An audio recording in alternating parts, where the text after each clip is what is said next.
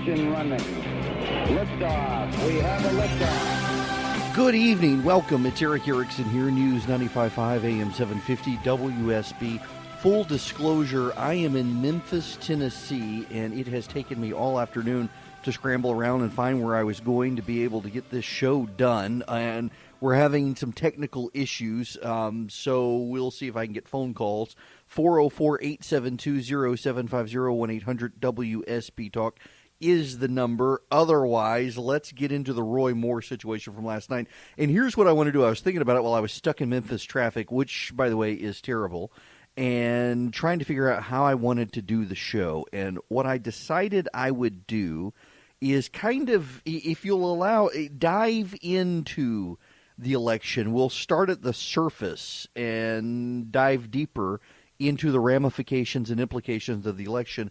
And let's just start here with the lay of the land now. We're now a 51-49 United States Senate, Republicans losing one seat. And here is the dynamic for next year, is the Democrats, in order to take back the Senate, needed to sweep all of their seats, save all of their contested seats next year, and pick up 2 Republican seats. That is what they needed to do.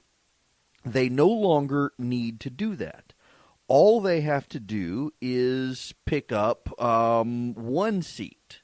They can pick up the Arizona seat, or they can pick up the Nevada seat. And they're ahead in the polling in both. They are ahead of Dean Heller in Nevada. They are ahead of whoever the Republican may be in Arizona. And the Steve Bannon coalition is running a lady in Arizona who believes in chemtrails. So things are looking better for the Democrats to be able to pick up the Senate next year.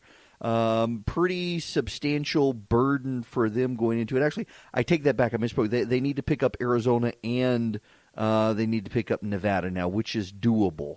They no longer have to worry about Tennessee, so they can pick up. If they do Arizona and Nevada where they're ahead in the polls, they don't have to look for a wild card surprise in a place like Tennessee.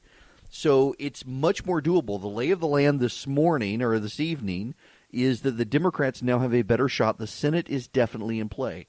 The Senate would be in play anyway because of one of the factors in last night's election in Alabama. And before I do that, we need to step aside from this dive and explain again and again ad nauseum that special elections are different. There is only so much you can read into a special election, and many Democrats are working overtime today to read way more into the special election than they should be allowed to do. Essentially, what Alabama's election came down to last night, as we touched the water in our deep dive, essentially what it came down to is, as Ron Johnson, the senator from Wisconsin, said today, Alabama voters were opposed to having a senator who has a 30-year-old like to date teenagers. Whether you believe the allegations were credible or not about the child molestation, Roy Moore himself admitted he had dated teenagers as a 30-year-old. Roy Moore admitted one of his girlfriends was 16, and her parents knew, and that bothered a lot of people. It may not bother you. But remember what I always tell candidates. Know when you're in the minority, even when you think you're right. It may not have bothered you that a 30-something dated a 16-year-old in the late 70s. It bothered a lot of people. The exit polling shows it bothered senior citizens. It bothered young people. It bothered middle-aged people. It bothered white people. It bothered black people. It bothered people with college degrees. It bothered people without college degrees. It was a very close race in Alabama. Black voters turned out. It turns out that Roy Moore saying that we were better off back in the days of slavery, even though we had slavery, incited black voters. That was an unforced error. We'll delve further into this, but we got to start here at the basics, at the top of the water as we dive deep, and that is, this is a special election. You can only read so much into a special election. So special elections, let's just establish this and make it undisputed here for our purposes. Special elections are special. You can only read so much into special elections. The thing that you have to see in special elections is what is a common denominator among multiple special elections. The reason is because every special election has a different dynamic. The voter turnout models tend to be different. The dynamics tend to be different. The candidates tend to be different. The circumstances that necessitated the special election tend to be different. So you can only read so much into them. One of the things, though, that we can read into the special election is Democratic enthusiasm. Democratic enthusiasm matters. Why? Because young voters, we saw in the Virginia elections, which weren't special elections, they were generally, regularly scheduled gubernatorial and state legislative elections. Young people turned out. We saw that in Karen Handel's race, where the Democrat was able to get 48% in a district that is very Republican. We've seen this in the other special elections here in Georgia at the state level, at the state legislative level. We've seen this now in several other states where the Republicans in Republican areas saw a Democratic wave of enthusiasm, and that Democratic wave of enthusiasm is going to be there next year. You cannot say that this is a special election so nothing matters. You cannot say that this is a special election and everything matters. What you can say is find the common denominator between this and the other special elections. And that common denominator is turnout model. That common denominator is, I shouldn't say turnout model, I should say voter enthusiasm. The voter enthusiasm model holds up across the general elections in Virginia and the special elections nationwide. Democrats are much more enthusiastic. Now, in this race, you do have to separate out the allegations about Roy Moore. It turns out that that did suppress some Republican enthusiasm. The Democrat, Doug Jones, who will be there until 2020, the Democrat, Doug Jones, won by a margin less than the number of write-in votes cast. A lot of Republicans couldn't stomach voting for Roy Moore. They still wanted to go vote, and they vote for a third-party candidate, or a write-in candidate, rather. That mattered in this election. Richard Shelby, the senator from Alabama, was on with Jake Tapper on CNN on Sunday, encouraging people to do a write-in vote that neither candidate in his mind was an acceptable candidate, and he needed to send a signal, and he wanted others to send a signal through the write-in process that neither candidate was acceptable, and he did it. And a lot of Alabamans, he's highly respected in Alabama, they listened. People cast a lot of write-in votes. 4%, I think it was. 4% of the election wound up being write-in votes. That's a pretty sizable percentage point. It was more votes cast for the write-in candidate than separated Roy Moore from Doug Jones. This was a big deal. The massive Democratic wave appears to be building nationwide. Republicans cannot dismiss this Democratic wave. They can't dismiss it because we're seeing it crop up in every election now. We are seeing it crop up in Republican special elections. We're seeing it crop up in Democrat special elections. And we're seeing it crop up in places like Virginia having their statewide elections in an off year. This is a pretty significant wave that appears to be building. For the first time, the Democrat generic ballot tops out over 15 percentage points higher than the Republicans. That is a huge and significant percentage point. For example, the Republican wave that happened in 2010 was a 7-point lead. The Republican wave in 2014 was an 11-point lead. This is a sizable Democratic wave coming, and Republicans need to take steps to mitigate it.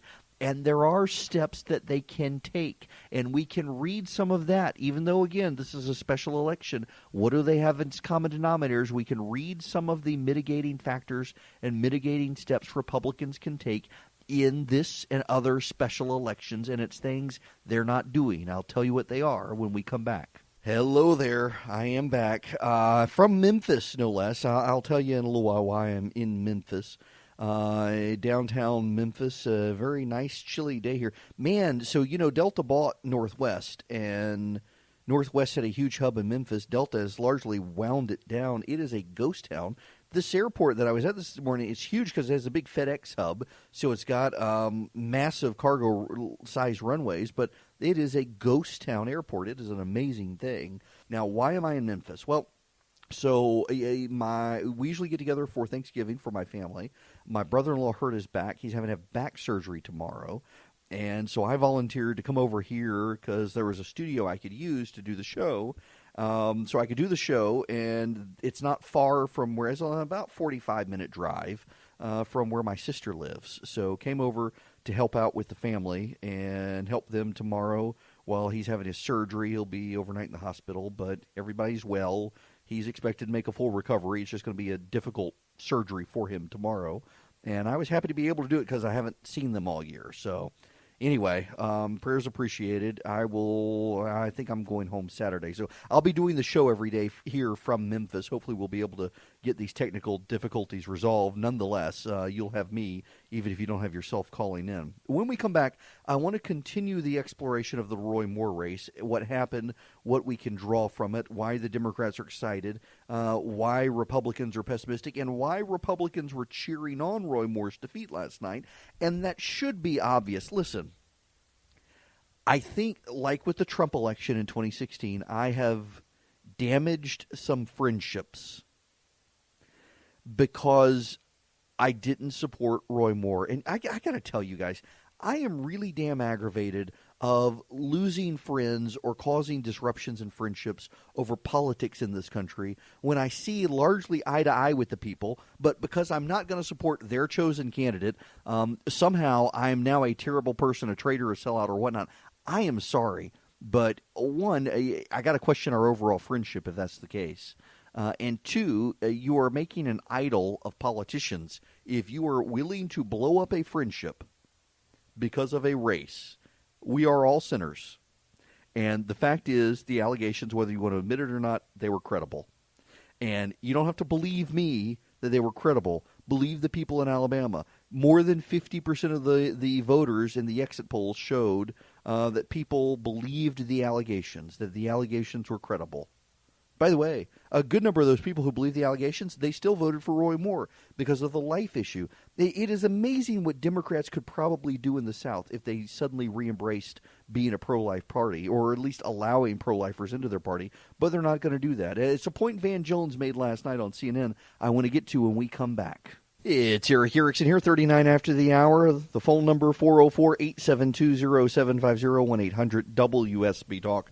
We'll see if we can make that happen. You can get me on social media, though. You can go to Twitter or Facebook at EW Erickson, even Instagram at EW Erickson. By the way, so I was having a very, very heated discussion with God last night about an issue that I will discuss with y'all at some point when I'm ready. We were having a very heated discussion. And you shouldn't test your creator, but I at least insisted that he needed to reassure me that everything was going to be okay in the situation. And suddenly, I'm coming around, what is it, Old Dixie Highway curve there on the south side of the city headed up towards the airport. And at first I thought a plane was crashing. I mean, it was coming straight down, and then realized it was a giant meteorite. Huge shooting star. I don't know if any of you saw that shooting star last night on the south side. Well, I mean, from my vantage point, it was on the south side, south of the airport. It was gorgeous. I mean, absolutely gorgeous. But it was quick. I mean, maybe a second. But a huge trail. And there's a big meteor shower tonight. If you look to the eastern sky towards the constellation Gemini, and at 2 a.m. will be the peak, but the moon's going to be up, so it's going to cause problems. Before midnight, though, you should still be able to see the meteor shower, and you can see them inside the city. There are enough of them bright enough you'll be able to see them. So anyway, God calmed my mind last night with the shooting star, as he tends to do. Now, Van Jones was on CNN last night, and he made a good point. Van Jones makes lots of good points. There is, I think, an issue, I should say, with the Democrats ramping up the purity of their party, progressive sweepstakes. Doug Jones is a progressive pro-abortion Democrat, but Doug Jones campaigned as a conservative Democrat. And a lot of progressives nationally wouldn't support him. They didn't just support him because they believed he would lose to Roy Moore. They didn't support him after the allegations of child molestation and whatnot came out about Roy Moore. And they didn't. Now, some Hollywood celebrities did, but overall, the progressive movement did not support Doug Jones because they did not believe he was sufficiently with them. And the point that Van Jones was making last night is if you let the Democrats win regionally with candidates who fit their region, you're still going to have a Democratic majority in Congress that will agree with you on 95% of the things you want. 5% of the things they probably won't. But are you willing to give that all up? And increasingly, there are Democrats who are. Now, of course, there are Tea Party comparisons and blah, blah, blah, blah, blah. I get that. I totally get that. There are some things I don't believe you should compromise on, and I'm willing to fight to the death on them. Life issues being one of them. But. Democrats, even in the South, running against Ted Cruz in Texas and the like, they're trying to find super progressive left-wing candidates who aren't going to sell. In the same way, by the way, I do have to say Republicans, for example, in Virginia, in their Senate race in Virginia this coming year, are looking at some wackadoo diehards. And now listen, I am conservative. I am absolutely conservative. I am pro-life. I am Christian. I want small government. I oppose so much of what Mitch McConnell does, and he is largely to blame for Alabama. We'll get into that in a little bit.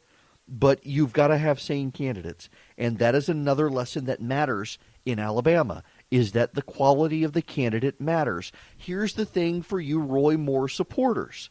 Roy Moore has run statewide numerous times and has never been able to win a Republican primary. He did this time because of the attack on Mo Brooks and the fact that Luther Strange was damaged goods from the Governor Bentley situation.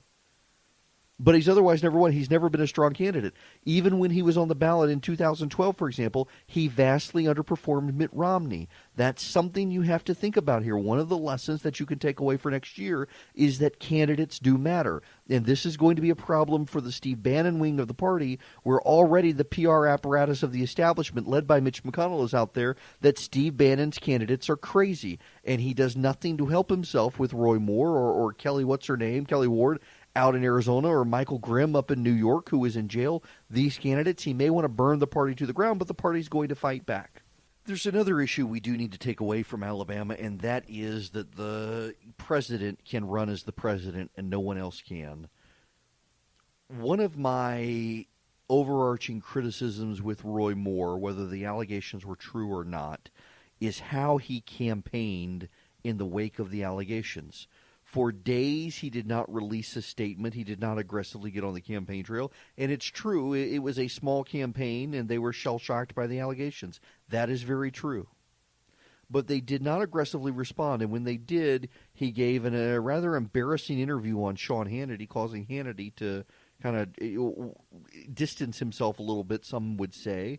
The statement that he needs to put up or shut up, forcing the bizarre press conference with his attorneys, and everything. The whole thing was just handled poorly by the Moore campaign, and you need to be able to concede that. Whether you want to or not, conceded. He handled it poorly. He should have really aggressively pushed back against this without having to attack the accusers. But instead, he decided this is not conduct. He worded it very well. He didn't say no. In fact, one of the senators I talked to who was willing to stand with Roy Moore called him, and Moore admitted to having dated teenagers in his 30s, and then he said of the kid-touching allegations that this is not conduct he would recall himself ever doing. He didn't say no, not conduct I would recall myself ever doing. Just say no. Now, if you say, well, this is just the way he is and whatnot, okay, but concede it's weird for most people, even in politics. And then he doubled down and started attacking reporters and changing facts. He went from admitting he knew the accusers to saying he never knew them, had never met them, didn't know anything about them. He changed up facts. He did a Donald Trump.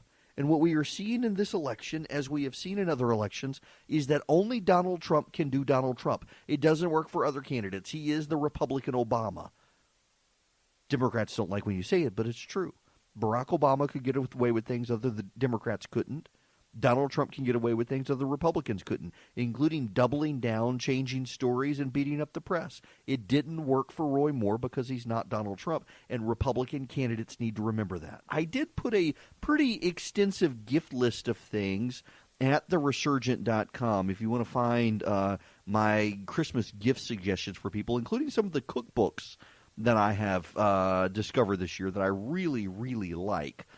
Some good stuff out there. Also, you need to know that the Justice Department has begun a pursuit of the Planned Parenthood fetal tissue issue, which is good. This is one of those things where elections do matter, And in fact, the administration has decided to pursue this after the Obama administration not only did that, but encouraged a couple of states to try to prosecute those people who videotaped it. So this is moving forward. It is a good thing from the Jeff Sessions Department of Justice. And yes, Jeff Sessions, that would be the Jeff Sessions who gave up his seat in Alabama, which is now going to be held by a Democrat. By the way, I got to say, Democrats are outraged that Doug Jones probably isn't going to be sworn in until next year, the beginning of next year. That's what happened with Scott Brown. It takes some time. Why? Because you have to certify the election, and then you've got to transmit it. The Secretary of State has to do the transmittal to Congress, and then Congress has to recognize it, and then there has to be a date arranged to get the vice president there to swear you in. This is something that takes a little bit of time. It's not something you do overnight. And Democrats are suddenly trying to revise history to claim that the Republicans are trying to shut out Doug Jones from the Senate, and nothing further is happening. This happens all the time. It takes about a month to do the certification process, the notice, and everything else. And yeah, the Republicans are going to try to run through the tax reform before the end of the year. I will bring you the latest on tax reform when we come back, and some other thoughts on Roy Moore and Alabama, including why Mitch McConnell does deserve some of the blame, even though people are covering for him. 3, 2, 1, 0. All engine running. Liftoff. We have a liftoff. And we're back. The second hour. Erick Erickson here. News 95.5 AM 750 WSB, coming to you from Memphis, Tennessee. Here helping with some family issues while my brother-in-law has back surgery. I will be back in studio in Atlanta on Monday. I'll be here, though, doing the show the rest of the week. I rarely get to come to Memphis. It is a neat place. More on that later, though. Before we get into anything else, and there are a number of other things I do want to talk about today, including the latest on the Republican tax plan, there are some issues that I think we should probably go through here, and let's just walk through the chain of events. And all I'm going to do here, I'm going to present to you the chain of events, and you can decide for yourself what you think. So, Donald Trump gets elected president in November of 2016. He becomes president of the United States January 20th. He gets Jeff Sessions of Alabama to be his U.S. attorney, or attorney general. While this is happening, Alabama is embroiled in the scandal of its governor, who has been having an affair with a lobbyist, and has been bullying people into covering it up and whatnot. And so in the process of this, the Alabama legislature begins impeachment proceedings. The Attorney General of Alabama, a man named Luther Strange, convinces Alabama that the Alabama legislature, to postpone the impeachment proceedings while he is investigating the governor. The governor then, once the impeachment proceedings are postponed, names Luther Strange to be Jeff Sessions' replacement. He did not have to appoint Luther Strange, but no Republicans advised against it for seeming impropriety. Luther Strange goes to Washington and himself is dogged by allegations that he has behaved improperly in the impeachment matter in order to get the seat, and other members of the state legislature come forward and accuse Luther Strange of participating in corrupt deeds. One says he witnessed a bribe and said nothing, among other things, all sorts of allegations. They're unproven, but they were out there and they were gaining traction in the Alabama media. The governor of Alabama resigns, and the new governor, Kay Ivey, instead of letting Luther Strange play this out through 2018, when they could then have a special election in 2018, or letting him serve, I believe she had the option of letting him serve out Jeff Sessions' term. I don't hold me to that one. I know she could have had the election in the general election year of 2018. I believe I read that she also could have just let him continue finishing out the service of Jeff Sessions' term. That may not be right, but I know for certain she could have appointed him and let him serve out through the 2018 general election. But instead what she did is she decided to have an early special election in 2017 when there was nothing else on the ballot, knowing there would be low turnout. That's where we start this process. And then it gets crazier from there. Yep, I looked it up. 17th Amendment. When vacancies happen in the representation of any state in the Senate, the executive authority of such state shall issue writs of election to fill such vacancies, provided that the legislature of any state may empower the executive thereof to make temporary appointments until the people fill the vacancies by election as the legislature may direct. And so Alabama law is they could have waited until the next general election. So they could have waited until 2018 when there were more people turning out anyway, which is also a cost-saving measure. So we have this situation. Luther Strange goes to Washington. Kay Ivey calls a special election in 2017. And then you get the D.C. Republicans involved. There's a guy in the House of Representatives, Mo Brooks. He's a member of the House Freedom Caucus. The Senate Republican leader, Mitch McConnell, has a leadership PAC which has sworn to fight off any member of the House Freedom Caucus moving over to the Senate. So they don't just go into Alabama and support Luther Strange. They go in and destroy Mo Brooks, who at the very beginning is polling well. And they pour money into the race against Mo Brooks. And they publicly say, the leadership PAC of Mitch McConnell does publicly admit and acknowledge that they believe Roy Moore would be easier to beat in a runoff, and they think Roy Moore can get into the runoff, and they want to ensure Luther Strange gets there with him. The calculation by the leadership PAC was that it was either going to be Moore and Brooks, or it was going to be Moore and Strange, more likely than not. On the off chance that it was Strange versus Mo Brooks, they knew that Brooks would beat Strange in the runoff. They had polling to show him, so they poured money in to make sure that Brooks didn't make the runoff, and Strange and Moore did. They get into the runoff, and they try to attack Roy Moore, but Roy Moore proves invulnerable because Luther Strange, by this point, is dogged by the allegations of corruption and also for his support of Mitch McConnell. Because this came as the Senate Republicans were pledging to repeal Obamacare, Mitch McConnell pledging to repeal it root and branch, and then failing to do so. Polling suggests that in the runoff, Mitch McConnell became a big issue, as did standing up for Donald Trump's agenda. It is true, Donald Trump supported Luther Strange, but the polling in Alabama showed that most voters believed that Roy Moore would be the person more likely to stand for Donald Trump's agenda, and they believed Donald Trump was just going through the motions. They didn't really believe that Donald Trump wanted Luther Strange. So Roy Moore becomes the candidate. The Republicans in Washington pledge not to help him. There is credible suspicion in Washington that Mitch McConnell actively wants to undermine Roy Moore because he believes Roy Moore would hurt the Republicans, and also Roy Moore continued on the campaign trail to promise he would vote against Mitch McConnell as leader of the Senate. McConnell doesn't like that. And then the allegations blow up about child molestation. McConnell is the first Republican senator in Washington to come out and disown Roy Moore and say he should step aside.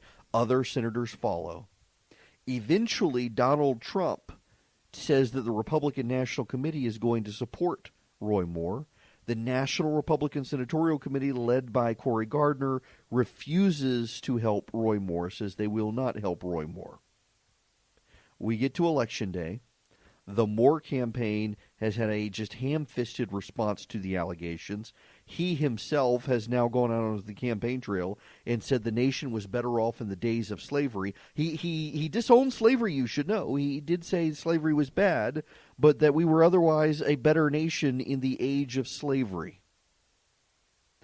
That fired up black voters. The entire campaign was a disaster. Republican after Republican after Republican made mistakes. Mitch McConnell was driven by ego. Steve Bannon advised the president that it would be okay to put Jeff Sessions in. No one could foresee the level of angst about removing a U.S. senator when you've only got 52 seats. No one could see that might present a problem because it was Alabama. Mitch McConnell just convinced himself it would be really easy to beat Roy Moore in the runoff. Kay Ivey decided that it would be perfectly fine to have a low turnout runoff. The former governor, he was already out of his mind anyway with what he was doing, but was convinced there wouldn't be any problem at all putting the Alabama Attorney General, a controversial person already dogged by allegations of corruption in the Senate. Republicans across the board, it wasn't one person, Republicans across the board screwed up the race. Ego, bad decision-making, tone deafness, it plagued them throughout and ultimately got them the situation where they are. And now they have 51 seats, and it becomes even easier for the Democrats to take the Senate next year. And guess what? If Anthony Kennedy doesn't retire, the Republicans, well, they may see Chuck Schumer never vote to confirm anyone else from a Republican nominee. And they'll watch as Donald Trump is president, and they lose the Supreme Court in addition to the Senate. I want to say one last thing about Alabama, and then I want to move on to the other news. I can't emphasize this enough because we're already seeing it on the campaign trail, and that is candidates trying to emulate the president on the campaign trail. That they want to be the next Donald Trump. They want to behave like Donald Trump.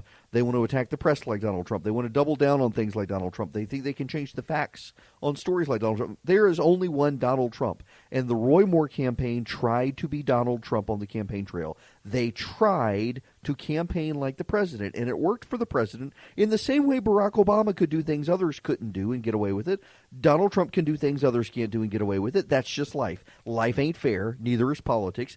And Roy Moore couldn't get away with what Donald Trump did. You've got to remember, folks, that in 2012, when Roy Moore was last on the ballot in Alabama, he underperformed Mitt Romney significantly across the state, including in his home county.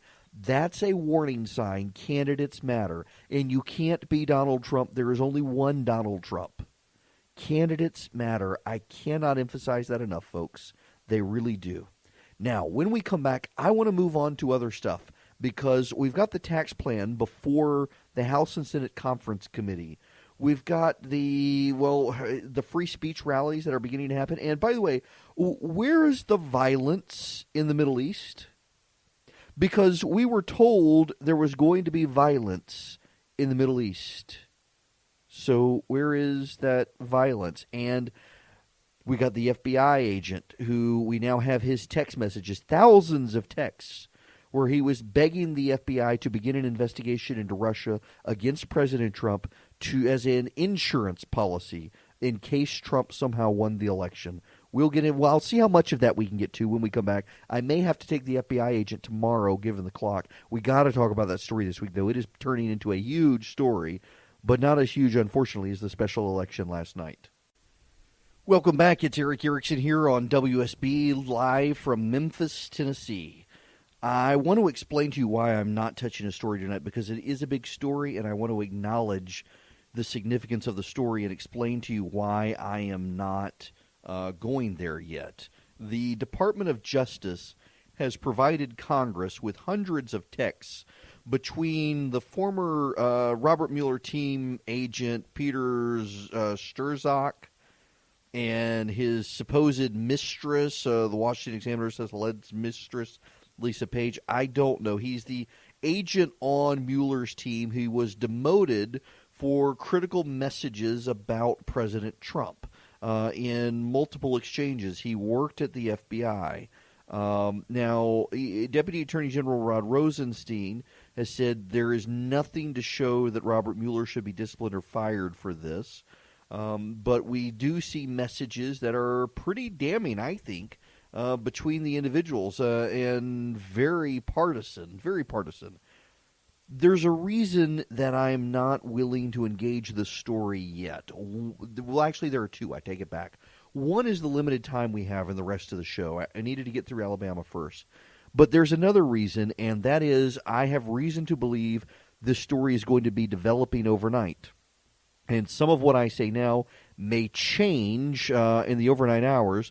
That there are processing of the text messages, including some additional text messages, and I would rather wait and talk about this story tomorrow and let it play out through the night anyway. So know that it's there. You can go online and find it. Stick with WSB. We'll be covering it pretty thoroughly as well. But before we get to anything else, we do need to let you know the Republicans say they have a deal on the tax bill. Instead of lowering the tax rate to 20%, they'll lower it to 21%. From the current 35% rate. They will also reduce the upper income tax rate to 37% from 39.6%. The rate will kick in for levels below the $1 million cutoff outlined in the House and the Senate plan.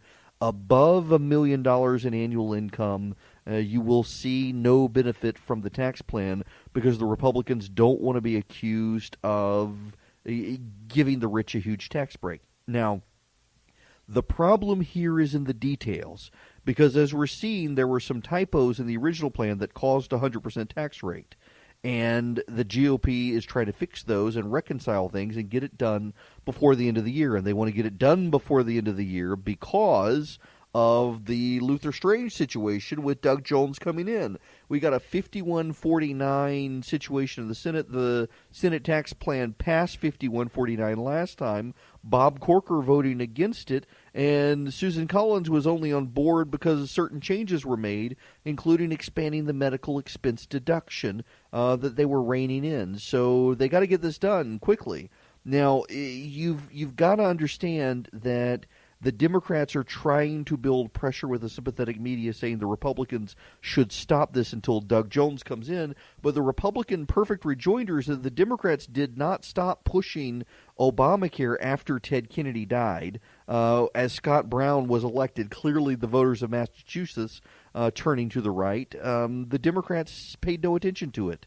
And they went on without Scott Brown in the Senate, trying to get everything done as best they could. So, that being said, the Republicans have a good rejoinder whether or not they use it, but they are trying to do this by the end of the year. I suspect they will get it done. They're not really doing a lot for the middle class, and I can't say enough that this tax plan really is a corporate tax bill. They're throwing in enough individual tax breaks so that they can pick up enough votes to get it passed, because there are some senators, moderate Republicans, who don't want to be run as pawns of corporations in 2018, but they all know, and the Democrats all know, the corporate tax rate in the United States is too high and is chasing business abroad. So they've got to do something, and this is the best way the Republicans think they can do it. I think they could probably do more, but privately, a lot of Republicans will acknowledge they are being hindered by the president. And what I mean by that is the president doesn't tend to have message discipline. He tends to go off message, and every time he speaks, he tends to drum up opposition, including from some Republicans because of how badly he goes off message. So they're largely having to do this on their own in not very friendly circumstances. I get that. But still, they control everything. They should be able to do better. By the way, this is actually somewhat related to the tax bill, although on its surface it doesn't look like it. Omarosa Manigault Newman, she's been with the president for a while. She's leaving the White House in January. She leaves behind Dina Powell, who was the Deputy National Security Advisor of the president. She's leaving as well. A number of others are leaving. This is John Kelly continuing to clean house, and he believes that the Alabama Senate race has given him more capital to spend inside the White House on cleaning things up. He is very intent on cleaning up the White House. So part of it as well is he's using what happened in the Alabama Senate race to show the president that to get his agenda passed, he's got to be able to get rid of some of these Trump loyalists. Omarosa has had a number of unflattering profiles that weren't intended, by the way, to be unflattering. It's just nobody in the White House knew what she did, and several reporters she invited in to cover her, to follow her without permission, so all she did was plan weddings. It didn't go over well. Kelly's been trying to get her out for a while, and he's using the Alabama race to the president, saying these people advised you to go with Strange, you lost. Then they told you to double down on Moore, you lost. And now you're going to lose tax reform. You've already lost Obamacare. You got to let me do my job. And it looks like it's working. The president respects John Kelly. And if John Kelly says this needs to happen, the president's going to do it. And it's not really a bad thing, if I'm quite honest with you. Some of these people were hangers-on. They're now able to say they've worked in the White House, but it's time for them to go. And we got to let General Kelly be General Kelly so that the president can be the president as best he can. Kelly, by the way, is telling people he's just flat out started ignoring the president's Twitter feed. The president, He continues, I think, to incite people more than he helps himself with his Twitter feed, but it's not going to change. He's in his 70s, set in his ways. This is the new normal in Washington. I need an update to the story I just told you about. Omarosa leaving the White House. A buddy of mine texted me the story during the break. She may have been escorted out of the White House shouting profanities after being told she was being fired. She wasn't just resigning. The White House, Sarah Sanders, said she was going to be gone next month. But according to April Ryan, who reports for American Urban Radio Network, Omarosa did not resign. She was escorted out of the building and off campus, meaning off the White House grounds. She was very upset, said she wanted to speak to the president. According to sources, General Kelly said the president was already informed, and he signed off. Sources say General Kelly did the firing. Omarosa is alleged to have acted very vulgar, cursed a lot, said she helped elect the president. The word is General Kelly had it and got rid of her. Kelly has been seething, I can tell you from other people, he's been seething over her letting reporters into the White House to follow her around without permission. You should also know that April Ryan, the reporter, she and Omarosa Manigault are former friends, but they've had, disputes while in the White House. They've clashed several times, even though they used to be friends. So, interesting update to this story that I missed a little while ago. All right, folks, I'm in Memphis. Your prayers appreciated for my brother-in-law and sister's family as he has big back surgery tomorrow. Ruptured a disc and bone fragments have impinged his sciatic nerve. They have to clear out. Painful stuff. So that's why I'm in Memphis. I'll be back this weekend. At least they live out in the country, north of Memphis, way out in the middle of nowhere, no city lights. I intend to stay out tonight and freeze my patuki off watching the meteor shower. I encourage you guys, if you can get outside before midnight, sometime after 9 p.m., look to the east to the constellation Gemini. You can get one of those constellation apps on your phone. Look for the star Castor, because that's where the meteor shower is going to radiate from. And you should be in for a show. The Geminid meteor shower tends to produce about 120 shooting stars an hour. Many of them will be very faint, but this one promises. I mean, I saw one in by the airport last night with all the city lights, so I highly recommend it. And I will be back with you guys from Memphis tomorrow afternoon. Or evening, I guess I should say. All right, I'm done. Sorry, my brain's fried traveling all day. See you guys tomorrow.